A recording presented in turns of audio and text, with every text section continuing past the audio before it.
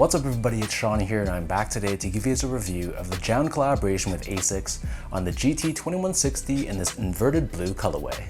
So this was part of the recent collaboration between JJJJound and Asics, releasing not 2 GT-2160s, but 3.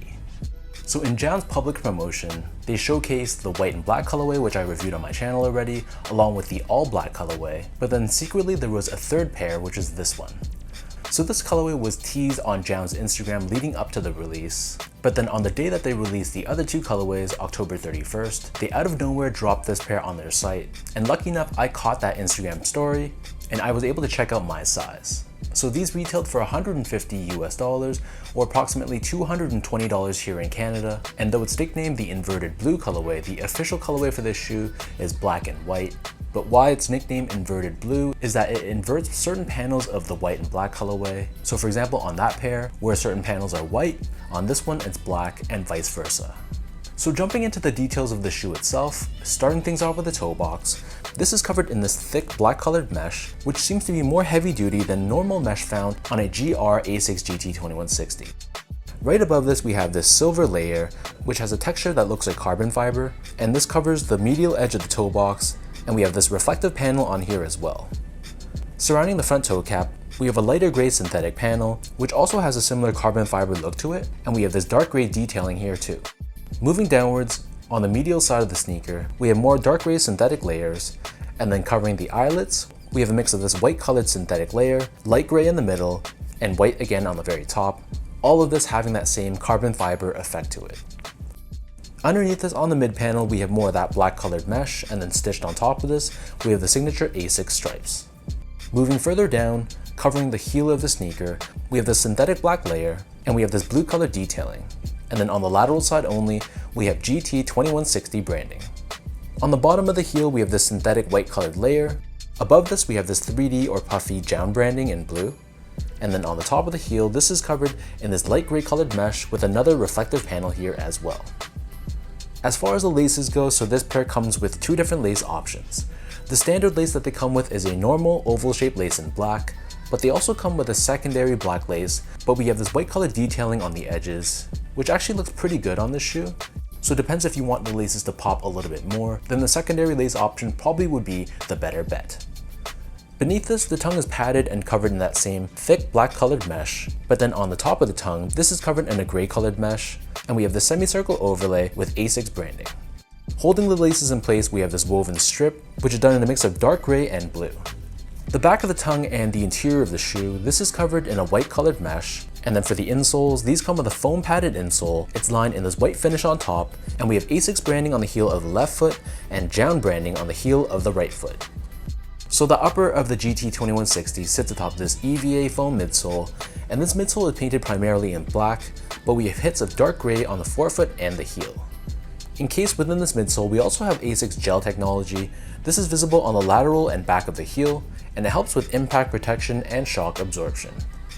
Finally, for the outsole, so this is done in a mix of black and white colored rubber.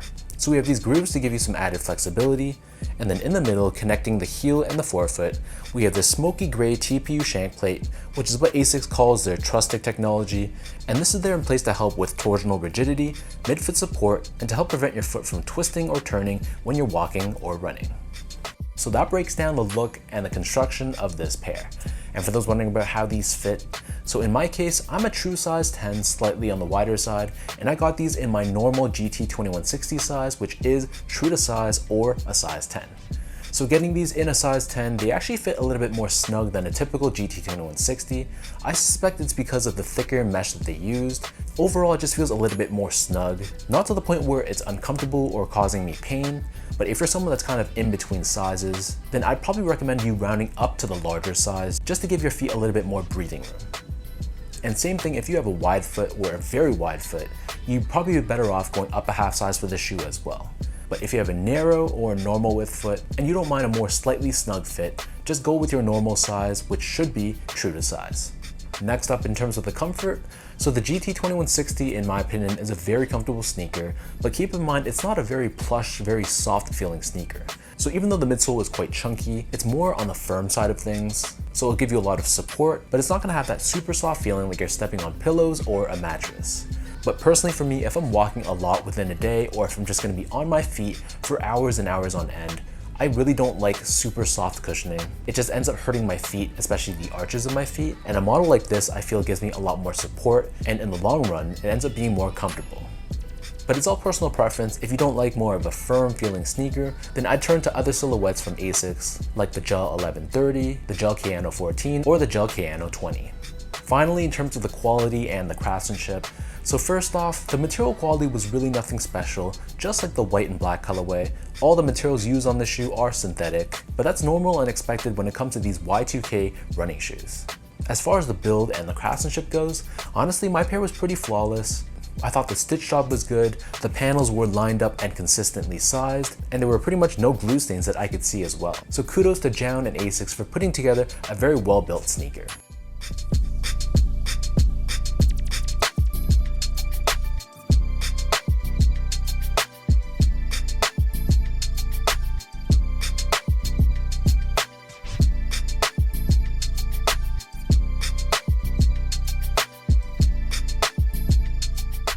So with all that out of the way now, let's toss these on feet, I'll lace them up, and I'll show you guys how these look.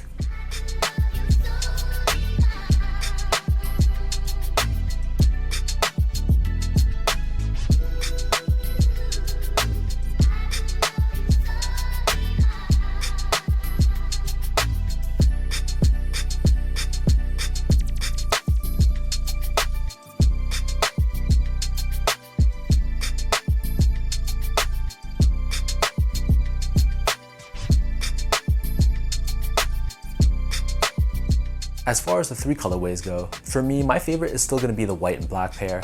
I'm just a bigger fan of white-based sneakers, and I think that colorway in the long run is going to get the most wear for me personally. In second place though, no doubt is going to be this one. I think this is a nice spin on a black-based colorway by not only incorporating white and gray hits, but these little accents of blue. I think it makes this shoe wearable, versatile, but not too boring with the inclusion of the blue. And then last but not least is the all black colorway. To me, I don't find that to be anything special, and it's not something I can personally see myself wearing. So leave your thoughts down below, let me know what do you guys think about this inverted blue colorway between JJJJound and Asics on this GT-2160. For anyone watching, were you lucky enough to grab these for retail? Did you strike out and pick these up on the secondary market? Or were you not feeling this pair and it was a pass for you? And as usual, if you guys enjoyed this review, be sure to like, comment, and subscribe to my channel if you haven't yet. You can follow me on Instagram at esco8, follow me on X at sean.go_spoutout, and visit my website at seango.ca. So thank you everyone for watching. Hopefully you guys enjoy this review. I appreciate your continued love and support, and I'll catch all of you in my next video.